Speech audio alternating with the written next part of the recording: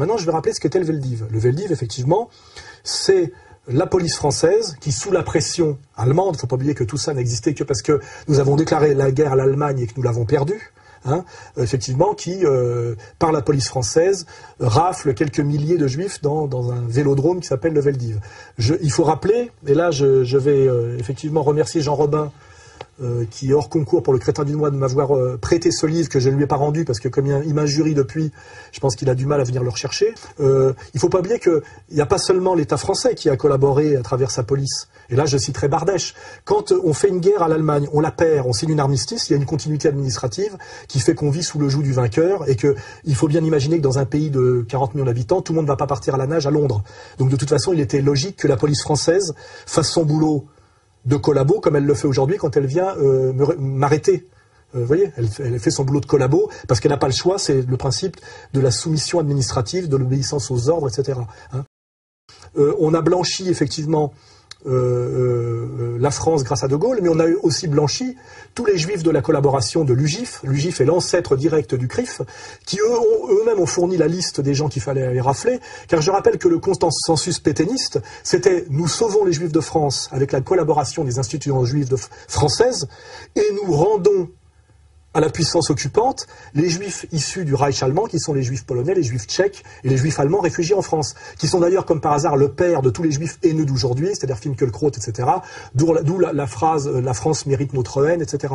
C'est-à-dire que les juifs français ont collaboré aussi au niveau de les instances représentatives au Veldiv. C'est-à-dire qu'ils ont dit on se débarrasse des juifs étrangers pour se sauver nous, juifs de France. Et c'était le consensus de la Révolution nationale de Pétain, c'est-à-dire à l'Allemagne, vous prenez les juifs ressortissants du Reich, qui sont des sans-papiers, c'est-à-dire des clandestins, et des ennemis du Reich, ou des gens qui sont dépendants du Reich au sens administratif et militaire et policier, mais vous ne touchez pas aux juifs français. C'était ça le deal, ce qu'on cache systématiquement.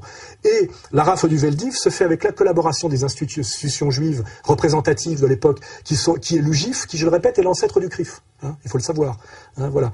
Et donc, si aujourd'hui on dit que la France, c'est la collaboration et c'est Pétain, il faut dire aussi que le CRIF, c'est l'UGIF. Or, je vous rappelle qu'à la Libération, les juifs collabos de l'UGIF, qui étaient très nombreux, quand on lit les décombres de Robatet dit qu'il quitte Vichy tellement il y a de juifs à Vichy autour de Pétain, dont le premier, Emmanuel Berle, mari de Mireille du Petit Conservatoire, écrivait ses discours, il faut le savoir. Bon. Donc si à un moment donné, il faut savoir que les juifs collabos ont échappé aux tribunaux d'épuration à la Libération et qu'ils ont été jugés en interne par la communauté juive elle-même, ce qui s'appelle d'ailleurs une mise en place illégale et totalement anti-républicaine de tribunaux rabbiniques. On ne voit pas pourquoi, quand on est un juif collabo, on échappe à la justice de la République. L'idée, c'est que les juifs collabos ont échappé à la justice parce qu'ils étaient collabos à cause de la pression de Vichy et la pression allemande. Donc à ce moment-là, d'accord, mais à ce moment-là, on va dire la même chose. Si la police française et la haute administration française est obligée de faire une politique anti-juive qui n'était pas du tout la politique française d'avant 39, c'est parce qu'elle a la pression de la victoire allemande et de l'occupation allemande. Donc si les juifs collabos ont échappé à la justice de l'épuration, la haute administration française aurait dû y échapper pour les mêmes raisons. Or, on ne pardonne rien à la France qui est obligée de se comporter comme elle s'est comportée à cause de la domination allemande, mais par contre on pardonne tout aux juifs collabos parce qu'effectivement il y avait la Révolution nationale de Pétain. Ce qui veut dire qu'on est toujours dans le deux poids deux mesures, dans la malhonnêteté et effectivement dans ce qu'on appelle la double éthique. Et nous remettrons, je crois, pour enfoncer le clou, la manière dont Mitterrand répond à El Kabbach.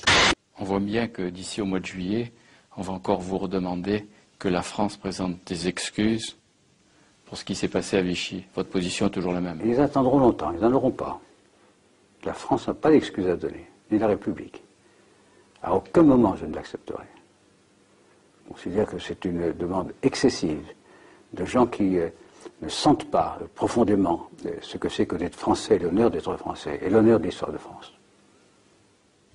Et vous recommanderiez à vos successeurs, s'ils sont de droite, d'adopter la même attitude? Ils font ce qu'ils veulent, mais bien sûr. Pas de recommandation à faire. Non, mais parce que la pression va se faire également sur eux.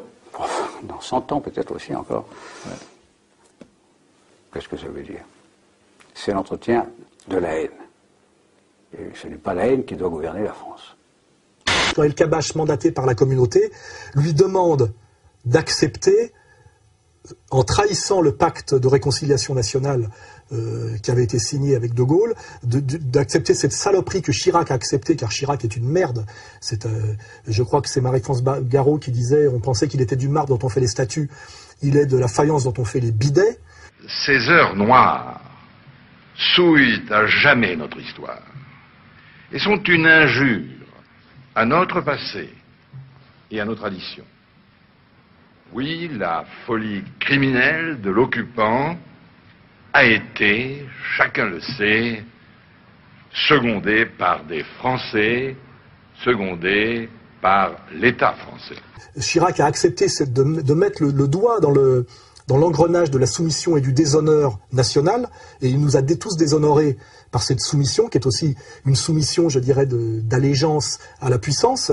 Reconnaître la responsabilité de l'État français dans le Veldiv, c'est faire ce que Mitterrand lui-même a toujours refusé de faire, et ce qui lui a valu d'ailleurs qu'on lui ressorte sa Francisque derrière, hein, parce que nos maîtres savent punir ceux qui ne leur obéissent pas, même quand ils les ont financés toute leur vie. Et à cause de Chirac, on a eu une soumission de plus en plus grande chaque année, et on en arrive là à l'ignoble prestation de Hollande, qui est censé représenter les Français, et pas la communauté juive organisée, et qui déshonore la résistance, ma propre famille, le gaullisme, et qui trahit le pacte républicain, en plus sur un mensonge historique.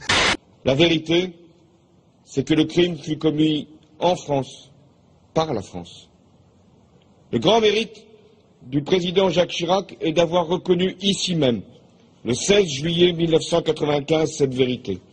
Donc je dis, si on doit condamner la haute administration française, la police française et le peuple de France tout entier, ce qui est d'ailleurs du tribalisme, puisque c'est la responsabilité collective et héréditaire, ce qui n'existe pas dans la vision helléno-chrétienne, qui est l'individu et le pardon. Hein. C'est-à-dire, là, on est dans le tribalisme juif intégralement. Hein. C'est-à-dire ni pardon ni oubli, responsabilité collective et transmissible. C'est ce qui définit le tribalisme, la responsabilité collective et transmissible. C'est-à-dire, je tue ton cousin parce que toi, t'as tué quelqu'un, et je tue les gosses parce que les parents ont fait quelque chose. Dans le monde de l'universalisme républicain, il n'y a que la responsabilité individuelle.